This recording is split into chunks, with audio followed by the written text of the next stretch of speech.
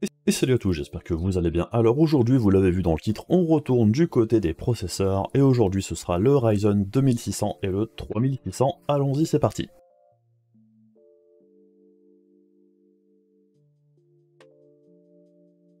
Alors je vous avoue qu'en ce moment le planning est un petit peu chamboulé entre la RX 6700 qui sort de nulle part et les promos made in AMD assez agressives sur le Ryzen 5600 ou sur d'autres processeurs de la gamme aussi actuellement. Eh bien ça m'a fait un petit peu modifier ce que j'avais prévu. Puisqu'à la base, moi ce que j'avais prévu de faire, comme il y a quelques semaines, j'avais sorti une vidéo sur le Ryzen 1600, j'avais prévu ensuite d'enchaîner avec le 2600 et le 3600 plus tard. Ça me permet de gagner un petit peu de temps entre deux et de faire ça tranquillement. Mais là, bien évidemment, avec les promos qui ont lieu en ce moment, on peut trouver le Ryzen 5 5600 pour 165 € environ, ce qui est quand même un plutôt bon prix. Et à mon avis, en ce moment, il doit y avoir pas mal de monde qui se pose la question, est-ce que ça vaut le coup d'upgrader mon Ryzen 2600 ou 3600 vers ce Ryzen 5600 à un tarif d'environ 165 balles? C'est la question à laquelle on va essayer de répondre. Et pour répondre à la question, dans un premier temps, moi j'avais quasiment terminé mes benches pour le 2600, je me suis du coup dépêché de faire mes benches pour le 3600, pour dire que vous ayez toutes les informations en ce moment, pour voir si ça vaut le coup ou pas de faire un upgrade, puisque c'est aussi un push marketing de la part d'AMD apparemment. On devrait avoir des promos, que ce soit sur les processeurs et aussi sur les GPU. C'est pour ça qu'on trouve aussi la RX 6700 à plutôt bon prix, et aussi des RX 6600 à un tarif plutôt correct actuellement, et plusieurs processeurs de la gamme Ryzen également. Il y a des tarifs plutôt intéressants sur les 5600G, le 5700X, le 5700G aussi, enfin bref. Il y a plusieurs processeurs qui sont concernés actuellement avec une baisse de tarifs assez substantielle. Enfin bref, je vais pas trop m'attarder sur l'historique des différents processeurs, on va l'aborder vite fait. Par exemple, le Ryzen 2600, c'est une légère évolution du Ryzen 1600, c'est ce qu'on appelle un die shrink. En gros, on prend la même architecture et on la passe sur un procédé de fabrication plus fin, ce qui permet d'avoir soit de meilleures performances en augmentant la fréquence, on peut baisser la consommation, enfin bref, on peut faire plusieurs choses. Ici, AMD avait principalement augmenté un petit peu la fréquence, et aussi régler quelques petits problèmes au niveau de la latence, ce qui fait que dans les grandes lignes, parfois on pouvait avoir un gain quand même plutôt appréciable avec ces Ryzen 2000 par rapport aux Ryzen de toute première génération. Il y avait eu aussi un lancement de nouveaux chipsets, on avait également une meilleure compatibilité au niveau de la RAM. Dans l'ensemble, c'était une génération bien plus mûre que la toute première, et il y avait un petit peu moins de soucis avec, même si tout n'était pas encore réglé. La génération 2000, on était toujours coincé avec du 8 corps 16 threads maximum sur la gamme grand public. Il a fallu attendre la génération 3000 pour voir débarquer les 12 cœurs et 16 cœurs chez AMD. Et au final, la génération 3000, donc Zen 2, est arrivée assez rapidement ensuite quand même. Et ce qui était particulièrement intéressant avec Zen 2, c'est que l'architecture dans l'ensemble avait été quand même pas mal retravaillée, et on était passé d'un process de fabrication, donc le 12 nanomètres de chez GlobalFoundries, au 7 nanomètres de chez TSMC, qui a permis une belle augmentation des fréquences. On est aussi passé avec une architecture avec des chiplets, ce qui a permis du coup d'augmenter le nombre de corps possibles sur un package. Et en gros, l'architecture des Ryzen 3000, c'est à peu près la même que les 5000, avec quelques différences bien évidemment, mais dans les grandes lignes, c'était la base qui a servi pour faire Zen 3 ensuite. Avec les Ryzen 3000, on avait aussi eu des nouveaux chipsets, donc les chipsets 500, et on avait aussi le PCI Express 4.0, et les chipsets 500, c'est encore ceux qu'on utilise à l'heure actuelle, et dans l'ensemble, on peut pas dire qu'ils soient mauvais, ça fait le taf largement. Et encore une fois, avec les Ryzen 3000, au niveau compatibilité de la RAM, on avait beaucoup moins de problèmes qu'avec les Ryzen des deux premières générations. Et comme je le disais juste avant, avec Zen 2, on a aussi eu l'arrivée des corps en plus, donc on avait eu les premiers 12 corps et 16 corps sur plateforme grand public, et en plus de ça, les Ryzen 2000 et les Ryzen 3000, au niveau tarifaire, chez AMD, c'était quand même hyper agressif, ce qui a un petit peu changé par la suite. Et c'est aussi pour ça que ce Ryzen 5600 à l'heure actuelle à environ 165 balles est plutôt intéressant, puisque grosso modo, c'est moitié prix par rapport au tarif de sortie du Ryzen 5600X, qui est quasiment le même.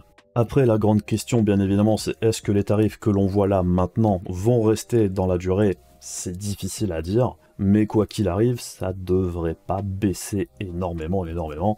Je dis pas que c'est impossible que ça arrive à 150 balles, un de ces quatre, mais je pense que ça prendra quelques mois, quelques semaines, j'en sais rien. Et bien évidemment, si à l'heure actuelle vous êtes encore avec un Ryzen 1600, 2600 ou 3600, vous êtes sur plateforme AM4, la grande force de la plateforme AM4, eh bien c'est que même si vous avez une carte mère tout éclatée, un Ryzen 5600 ça consomme que 65 watts, la plupart des cartes mères devraient être capables d'accueillir ce processeur sans souci. Par contre, bien évidemment, il faudra vérifier la compatibilité de la carte mère, hein, mais même si vous avez un ancien chipset, hein, les chipsets 300, normalement il y a moyen, faut vérifier sur le site du constructeur de la carte mère, mais la plupart des constructeurs ont joué le jeu, la grosse majorité des cartes mères même de première génération sont compatibles avec les Ryzen 5000 maintenant. Bref, on va passer maintenant du côté du test. Alors, tout ce qui est config et tout ça, je vais laisser ça dans la description de la vidéo, on va pas trop perdre de temps là-dessus ici. Par contre, il y a plusieurs choses à préciser quand même. Le Ryzen 5600 que je mets entre guillemets ici, en gros c'est un Ryzen 5900X sur lequel j'ai désactivé 6 corps. J'ai laissé les fréquences du Ryzen 5600, ce qui veut dire aussi que c'est pas forcément le comportement normal d'un 5600 qu'on retrouverait dans le commerce. Donc il y a peut-être quelques différences par-ci par-là, mais je pense que dans les grandes lignes, on doit pas être très loin de la vérité, c'est juste qu'il y a certains moments, il fait peut-être un petit peu mieux, et parfois il fait peut-être un petit peu moins bien aussi, ça je sais pas. Après, le Ryzen 5600, j'en ai pas sous le coude, donc je peux pas le faire apparaître par magie, hein, je suis désolé, je fais avec ce que j'ai. Et j'ai pas forcément spécialement envie non plus d'acheter un 5600 à l'heure actuelle, j'en ai pas spécialement besoin. Je rappelle aussi accessoirement que le panel de jeu que j'ai choisi pour tester les processeurs, alors c'est celui que j'avais choisi à la base pour tester le 5800X 3D, donc dans le lot il y a des jeux qui sont un peu atypiques, mais c'était fait exprès. C'était pour voir un petit peu comment se portait le 5800X 3D sur certains titres, puisque j'avais entendu que sur certains types de jeux, il était particulièrement efficace, et ça me paraissait intéressant d'explorer cette piste. Donc bien évidemment avec des jeux qui sont plutôt portés sur la performance processeur, la différence sera accentuée peut-être un petit peu plus que sur la plupart des titres plus classiques ou sur les AAA qui sont la plupart du temps plus gourmands du côté des GPU que du CPU. Donc c'est à garder à l'esprit aussi, mais dans les grandes lignes, on peut quand même observer les différences entre les différentes architectures de chez AMD, et c'est là le principal. Donc bref, allons-y, et on commence avec N-Break, comme à chaque fois. Alors N-Break, c'est un programme qui sert à faire de l'encodage. Ici on a deux codecs différents, le H264 et le H265. Et ce que l'on observe ici, c'est qu'entre le Ryzen 1600 et le 2600, on a une amélioration des performances, mais elle n'est pas non plus absolument incroyable. Par contre, entre le 2600 et le 3600, c'est là qu'on voit qu'on a vraiment eu une grosse évolution des performances d'une génération à l'autre. Et on voit qu'entre le 3600 et le 5600, on a encore une fois un petit gap de performance, mais il est un petit peu moins important qu'avec le 2600 auparavant, mais quand même très appréciable, particulièrement en H265. Par contre, on observe très clairement qu'entre le 2600 et le 5600, il y a quand même un sacré fossé au niveau des performances, en H265. Alors on n'est pas vraiment à 1 x 2, mais on est à pas loin de 80% de performance en plus. Autre point intéressant dans le test, on voit que l'i3 12100F de chez Intel fait mieux que le Ryzen 2600 aussi. On avait déjà vu qu'il faisait mieux que le 1600, mais il se permet aussi de faire mieux que le Ryzen 2600 qui a 2 corps de plus. En H264, c'est kiff-kiff, c'est pareil. Par contre, en H265, il est bien plus efficace. Alors certes, le Ryzen 3600 lui reste supérieur, et tant mieux pour lui, mais quand même, pour un quad-core 8 threads, le 12100F est quand même une petite brutasse, je trouve, c'est assez impressionnant. Autre test relativement synthétique, Factorio. Alors c'est un jeu, c'est une simulation assez spécifique, mais c'est intéressant ici, on voit qu'entre le Ryzen 1600 et le 2600, il y a quand même eu une belle augmentation de performance, juste en améliorant la latence et les fréquences principalement, et on voit aussi qu'entre le 2600 et le 3600, c'est à peu près le même type de gain. Par contre, on voit aussi que le 5600 fait moins bien que le 3600 ici. Bon, ça s'explique peut-être parce que c'est un 5600 émulé, entre guillemets. Je pense que c'est typiquement le type de test où là, le fait de ne pas avoir un vrai 5600 peut avoir un impact, hein, puisqu'on voit que le 5900X, lui, est bien plus à l'aise sur ce jeu, et je pense pas que ce soit un jeu qui soit massivement multitradé, donc je pense que là, normalement, un vrai 5600 doit faire mieux que le 3600 en toute logique. Autre jeu assez particulier ici, c'est Stellaris. Alors Stellaris, c'est un 4X, et bien ici, on voit encore une fois hein, que le 5600 par rapport au 3600, un gain pas énorme mais appréciable. Par contre, entre le 2600 et le 3600, il y a un gap au niveau des performances assez énorme. Donc sur ce jeu-là, entre le 1600 et le 2600, il y a quasiment rien, hein, c'est vraiment très très léger. Par contre, le 3600 est vraiment très très loin par rapport aux deux autres processeurs un petit peu plus anciens, et le 5600, lui, est encore un petit cran au-dessus. Et enfin, dernier bench jeu que je qualifierais un petit peu de synthétique, c'est The Rift Breaker avec le test processeur en 720p, pour dire de bien marquer les différences. Et on voit ici bien qu'entre le 1600 et le 2600, gain de performance quand même modéré mais appréciable, hein. Et on voit qu'entre le 2600 et le 3600, c'est à peu près pareil, hein. On gagne environ 10 fps, c'est plutôt pas mal. Par contre, on voit que le 5600, lui, grimpe un petit peu plus, et le gain se fait ici principalement sur les 1% low qui gagnent quand même pas mal en passant du 3600 au 5600. Et on passe maintenant au test de jeu un petit peu plus classique avec Assetto Corsa Competition. Alors c'est une simulation de bagnole, et sur ce jeu là on va retrouver un petit peu le scénario classique qu'on va retrouver plusieurs fois dans le test, c'est-à-dire on aura un bel écart de performance entre le Ryzen 2600 et le 3600, encore un petit gain en plus entre le 3600 et le 5600 la plupart du temps, mais beaucoup moins impressionnant qu'entre Zen 1 et Zen Plus et Zen 2. On note aussi qu'avec le Ryzen 3600 et 5600, à partir du 1440p, il n'y a quasiment plus rien qui change. Par contre, le 2600 et le 1600, lui,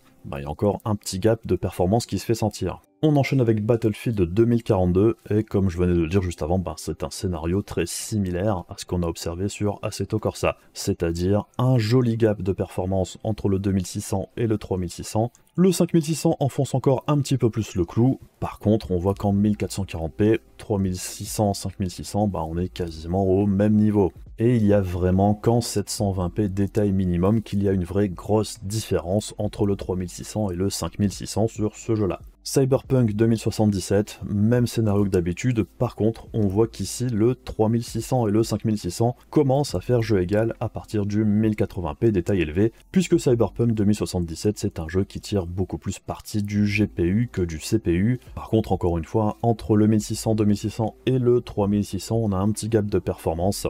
Et on note aussi encore une fois que les 1% low sont bien meilleurs sur les Ryzen des deux dernières générations que sur les plus anciens. GTA V, pas grand chose à dire dans l'ensemble, même si on a un écart de performance assez linéaire dans toutes les résolutions jusqu'en 4K, où effectivement là le 5600 garde la tête tout le long. Par contre, plus intéressant que l'average, c'est les 1% low encore une fois, et on voit ici bien que le 5600 la plupart du temps est un bon cran au-dessus de tous les autres, ce qui est important, plus peut-être même que l'average, les 1% low, c'est les chutes de FPS, et évidemment, au plus le score est élevé, au plus l'expérience de jeu est fluide dans l'ensemble. Alors sur Destiny 2, c'est un petit peu plus compliqué au niveau du test, puisque c'est un jeu multi, ce qui explique sûrement qu'au niveau du test, parfois il y a des résultats un petit peu différents. Sur les autres jeux multi, c'est pareil.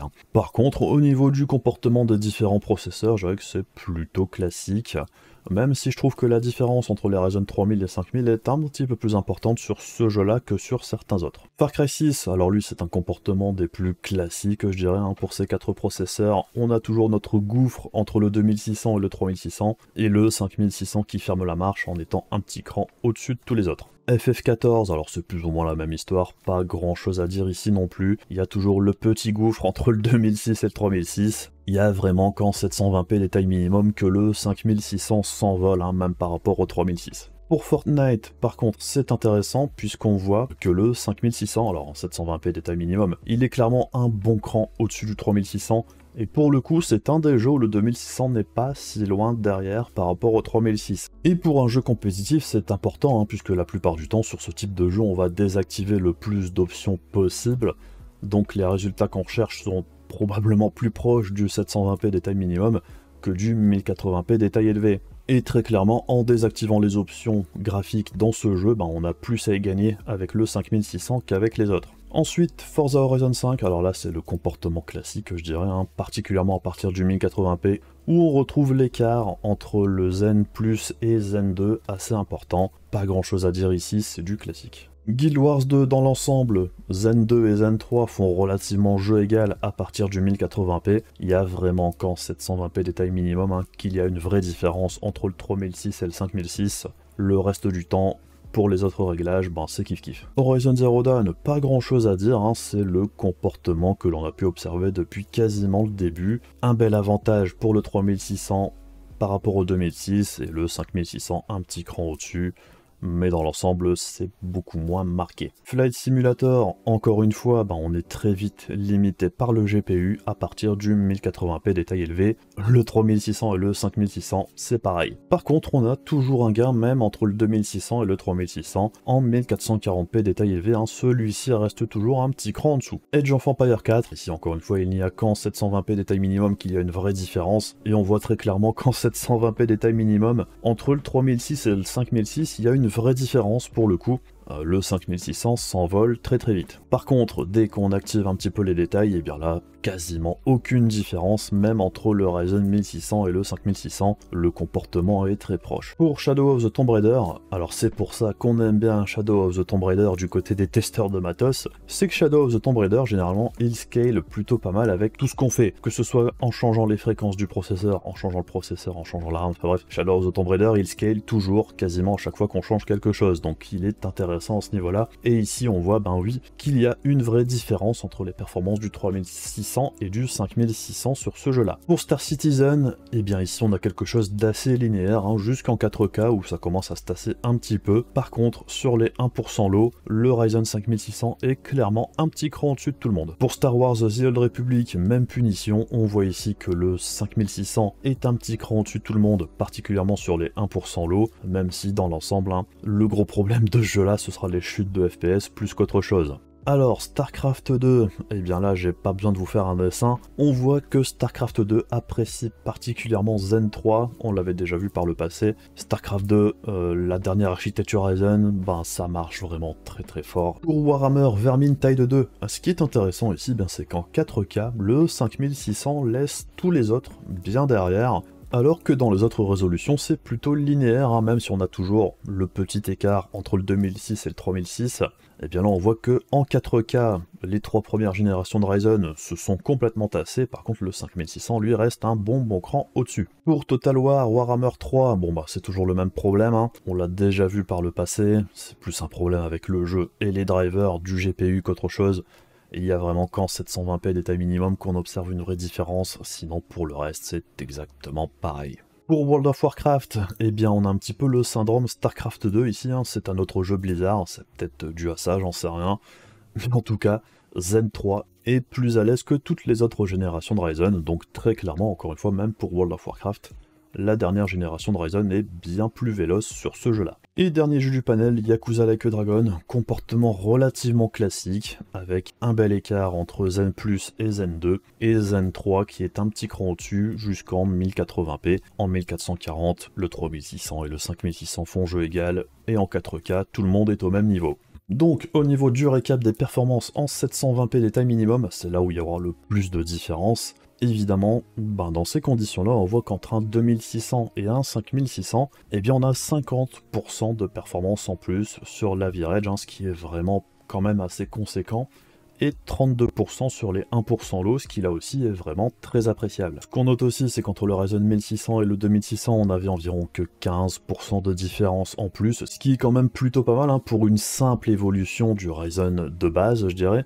Entre le Ryzen 2600 et le 3600, on était à plus de 20% en plus en moyenne, ce qui est là beaucoup plus conséquent. Et entre le 3600 et le 5600, on a aussi, là encore une fois, un joli gain de performance. En 1080p détail élevé, alors ça se tasse un petit peu plus bien évidemment, mais il reste quand même de belles différences, hein, principalement entre le 1600, 2600 et le 5600. Très clairement, dans ces cas-là, un upgrade, hein, ça peut valoir le coup. Et entre le 3600 et le 5600, alors on a toujours un gain de performance, hein, mais c'est beaucoup moins énorme, on l'a vu dans les différents jeux, qu'entre le 2006 et le 3006 par exemple. En 1440p, encore une fois, on a toujours environ 30% de perf en plus pour le 5600 par rapport au 2600. Le 3600 est quelque part entre les deux. Dans les grandes lignes, hein, il y a vraiment quand même un petit gouffre de performance entre le 5006 et le 2006, puisque ça se maintient même jusqu'en 1440p des tailles élevées. Et pour finir, en 4K, on a toujours une petite différence, même si c'est beaucoup moins impressionnant qu'avant, mais malgré tout, hein,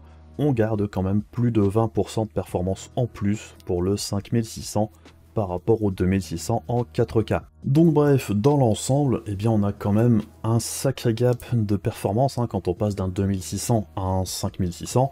On l'avait déjà vu avec le 1600 également. Il y a quand même une sacrée différence de performance entre les deux premières générations de Ryzen et la dernière. Donc dans l'ensemble, hein, personnellement, je trouve que de passer d'un Ryzen 1600 à un 5600 par exemple, ça vaut plutôt le coup, ça coûte pas très cher, et ça donne vraiment beaucoup de performance en plus. Entre un 2600 et un 5600 pareil, ça vaut clairement le coup. Par contre, entre un 3600 et un 5600, c'est un petit peu moins évident je trouve. Alors, on a un gain de performance, hein, très clairement, quasiment tout le temps, mais est-ce que ça vaut le coup pour autant? Ben là je dirais que c'est plutôt à vous de voir. Ce qu'on voit, hein, c'est très clairement qu'avec les Ryzen, faire un upgrade une génération sur deux, bah au final c'est plutôt intéressant. Est-ce que c'est indispensable? Non. Si votre processeur actuel vous donne satisfaction, il n'y a rien qui va mal à le garder. Par contre, le 5600, bah on sait que ce sera un des derniers upgrades impossibles sur la plateforme AM4. Du coup, passer sur celui-ci quand il est à un tarif plutôt intéressant, comme c'est le cas actuellement, passer du 2600 au 5600, bah pour moi ça vaut plus le coup que d'attendre les prochains processeurs d'AMD sur la plateforme AM5. Moi, si je devais faire un choix, hein, je préfère acheter maintenant le 5600 pour 160 balles, revendre le 2600 pour 70-80 balles. J'ai fait un upgrade assez conséquent qui me coûte pas très cher, je garde ma plateforme actuelle, et je pourrais tenir assez facilement jusqu'à la deuxième, voire troisième génération sur AM5, ce qui fait que ça laisse le temps à la plateforme d'arriver à maturation, d'éviter tous les bugs de lancement, d'attendre que les prix de la DDR5 se cassent la gueule. Il n'y a quasiment que des avantages. Et c'est un petit peu dans cette idée-là que je trouve que ça vaut quand même un petit peu le coup de changer son 3600 pour un 5600, tout simplement parce que ça permet d'attendre un petit peu plus longtemps avant de changer. Un Ryzen 5600, ça sera pas dépassé avant un bon moment, je pense. Et si on arrive à refourguer son 3600 à un tarif d'environ 100 balles, bah au final ça fait un upgrade plutôt correct pour pas très cher. Et ça permet ici, encore une fois, de patienter dans de plutôt bonnes conditions, dans les conditions les meilleures de la plateforme actuelle presque, jusqu'à ce que la plateforme AM5 baisse de prix significativement. Alors évidemment, ça c'est dans l'optique si vous restez chez AMD, si vous partez chez Intel, la question est différente. Mais bon, si vous êtes déjà sur AM4, partir chez Intel à l'heure actuelle, ça vous coûtera plus cher que de juste changer le processeur ici encore une fois, hein, que vous preniez un 5600 ou un 5700X, ça vous coûtera beaucoup moins cher que juste de tout changer. Donc bref, hein, changer maintenant pour un 5600 à un tarif intéressant, pour moi ça peut valoir le coup. Après on n'est pas obligé non plus, hein, si vous êtes content de votre matériel actuellement, il n'y a pas de grosse raison de changer. Votre processeur actuel fait encore le taf, il permet encore de jouer dans de bonnes conditions la plupart du temps. Il n'y a que le Ryzen 1600 qui commence à être un petit peu dépassé, je dirais. Le 2600, ça fait encore le taf la plupart du temps. Le 3600 est encore très bon, c'est juste que le 5600 est un petit cran au-dessus de tout ça, et actuellement il est pas très cher. Je rajoute aussi qu'il y a des choses qui ne sont pas vraiment quantifiables au niveau de l'expérience utilisateur quand on achète un nouveau processeur par rapport à des processeurs un petit peu plus anciens, que ce soit au niveau par exemple vous téléchargez un fichier qui est compressé, vous le décompressez, bien évidemment ça va beaucoup plus vite avec un Ryzen 5600 qu'avec un 2600 par exemple. En gaming c'est pareil, au niveau des temps de chargement, ça va beaucoup plus vite avec un processeur de dernière génération qu'avec des processeurs plus vieux. Dans l'ensemble, il y a plein de petites choses qui font que c'est plus agréable d'utiliser son matériel avec du matériel plus récent. Donc bref, voilà un petit peu ce qu'on pouvait dire aujourd'hui sur les différentes générations de Ryzen, hein, sur la M4. Belle évolution dans l'ensemble, et encore une fois, belle durée de vie de la plateforme aussi, puisqu'elle est encore tout à fait utilisable à l'heure actuelle, et à mon avis elle le sera encore pendant plusieurs années. Si la vidéo vous a intéressé, n'hésitez pas comme d'habitude à faire les trucs casse-couilles de YouTube pour soutenir la chaîne, hein, ça m'aide concrètement. Et puis on se retrouve assez rapidement pour d'autres vidéos, des bisous à la prochaine, salut!